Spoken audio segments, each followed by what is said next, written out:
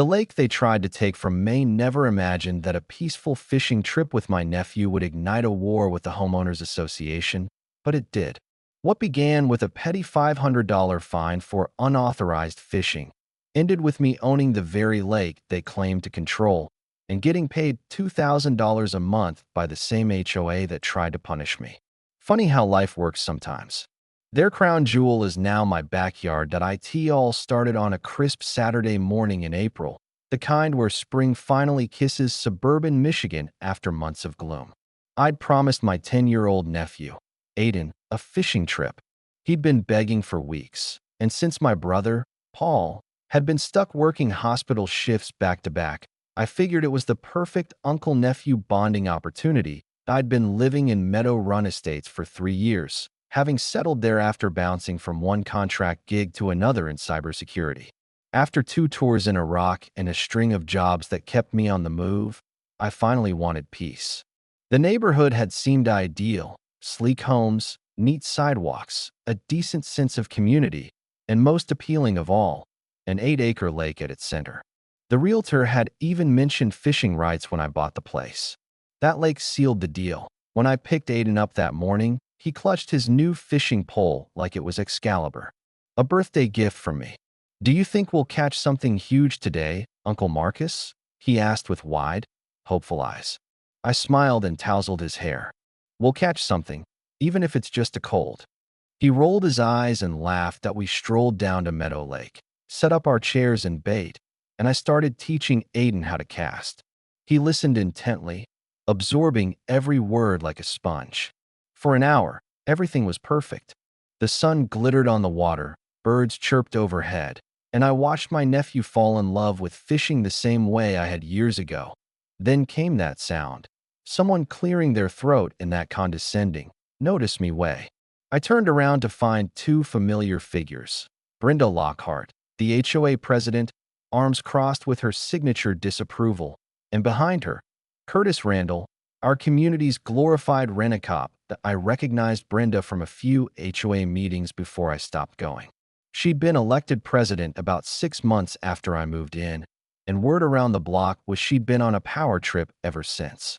She had that look, a smugness only people who think they're in charge can wear. "Excuse me," she said in a voice that was fake sweet, the kind that usually precedes something awful. "Did you not see the signs? There's no fishing allowed in Meadow Lake anymore." I blinked. "What signs?" She gestured vaguely toward the shoreline, where the same old "no swimming after dark" and "no lifeguard on duty" signs had stood since I moved in. "No fishing signs. None.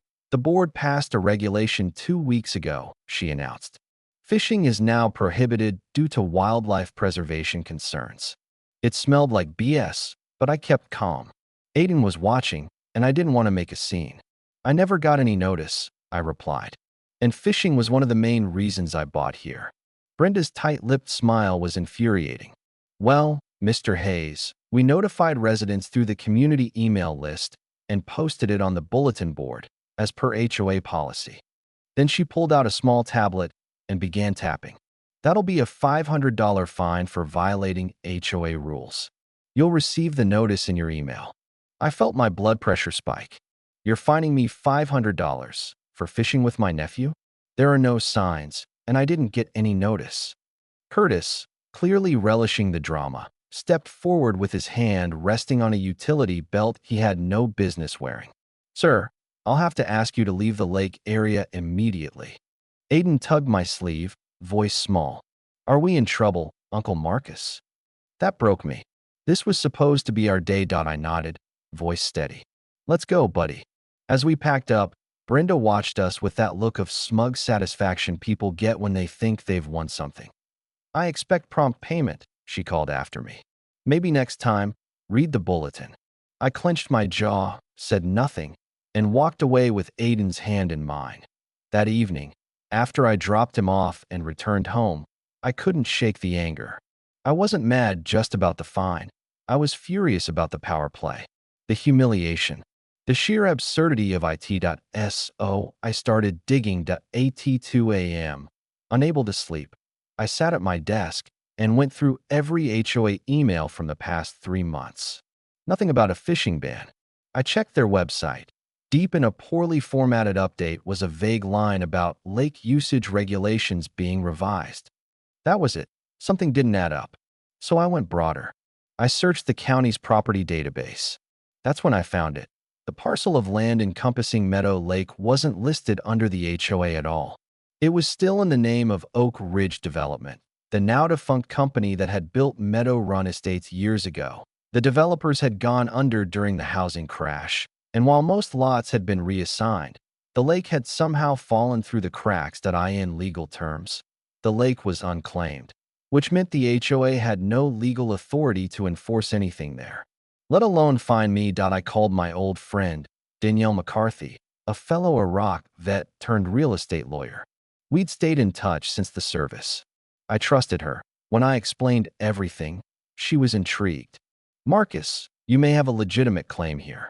Michigan has provisions for veterans to file for unclaimed land, especially if they live adjacent to it. You mean I could own the lake? In theory, yes, she said. But you need to act fast and keep this quiet. The HOA won't like being challenged. We filed the initial paperwork that week. Meanwhile, I installed security cameras on my property and started documenting every communication with the HOA. I even photographed the bulletin board daily. No signs. 3 days later, the HOA emailed me again, reiterating the $500 fine and adding that a lien would be placed on my house if I didn't pay within 30 days. I forwarded it to Danielle. It's getting interesting, she replied. Let's go to the next board meeting. The meeting, held at 2 p.m. on a weekday, clearly designed to minimize attendance, was presided over by Brenda, flanked by the usual suspects. Her husband Gary, who liked to quote legal code he didn't understand, Richard Glass, the nervous treasurer, and Sasha Coleman, the secretary, who seemed saner than the rest. That I arrived with Danielle in tow, dressed sharp in her blazer and heels. Brenda's eyes narrowed when she saw her. "Who is this?" she asked stiffly. "My attorney," I said simply. Whispers erupted that we waded through the mundane items until Brenda brought up recent violations at Meadow Lake. That I raised my hand. "I'd like to speak to that." She hesitated but nodded. There was no proper notice given. No signs posted. I have records of all communications and photos of the bulletin board. Nothing mentioned a fishing ban. Several residents murmured in agreement. Brenda shot back. "We followed procedures." Danielle calmly stood. "Can you cite the bylaw that permits enforcement of a rule that hasn't been posted or directly communicated to homeowners?" Silence. Then Brenda pivoted. "Actually, we're planning improvements. A dock system from Blue Shore Marina. The ban is temporary." Ah, there it was. The money trail. The room buzzed. Sasha looked surprised. Residents began whispering. I seized the moment. "So the ban was to prep for a project you never told the community about? One that would monetize the lake." Brenda's composure cracked. "We're enhancing property values by charging residents for what they already pay for." I asked. It got heated. People started siding with me. Danielle and I left after the meeting knowing we'd struck a nerve. That we filed the formal property claim the next day. A 30-day review window began. During that time, I quietly spoke with neighbors. Some, like old man Reggie, told me Brenda had been pushing for a private marina for years. Others shared stories of ridiculous fines for trash bins, lawn decorations, and even holiday lights. One woman, Sasha Coleman, discreetly approached me. "I didn't know about the dock plan. Brenda's been doing things behind the board's back." I nodded. "Thank you. If anything else comes up, let me know." She did. Turns out, Brenda and her husband owned shares in Blue Shore's parent company. They stood to profit handsomely if the dock deal went through.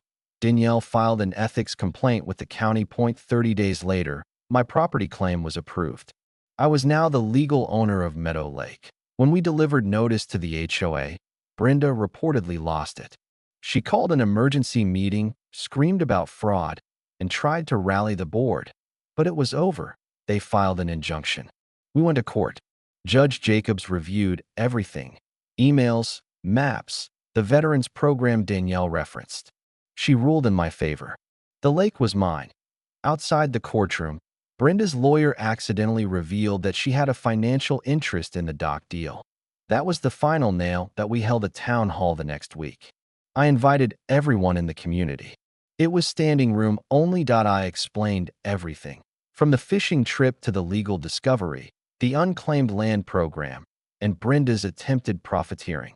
When I revealed she stood to gain over $75,000 from the marina project, people erupted.